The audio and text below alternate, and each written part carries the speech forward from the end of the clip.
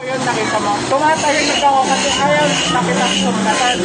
Pero wala akong violation. Nakapag-aral din ako, boss. Nakapag-aral din ako. Alam mo. Anong violation ko? Ba't mo ako igaganyan, boss? Ha? Anong violation ko? Sabihin niyo. Ang violation ko ngayon nag-aramid dito. Ang kahit ko mag-gulat kayo. Kahit tingnan niyo, boss, wala akong nakataas ang face shield dito. Naka-distancing ako.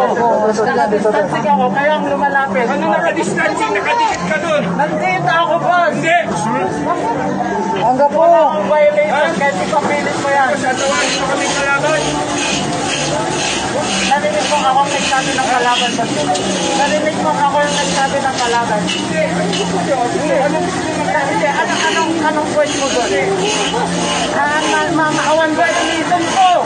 At kaya pagunta ng awan violation ko. Tama na. Ako. Ipapilit nyo kami. Ikat-kat tayo sa tao. Saan nga lumaglaban?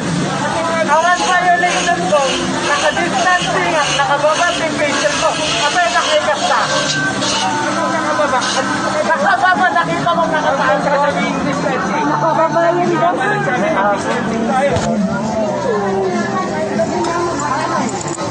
Gusto mo itas-kat na natin sa ganito yung paligid.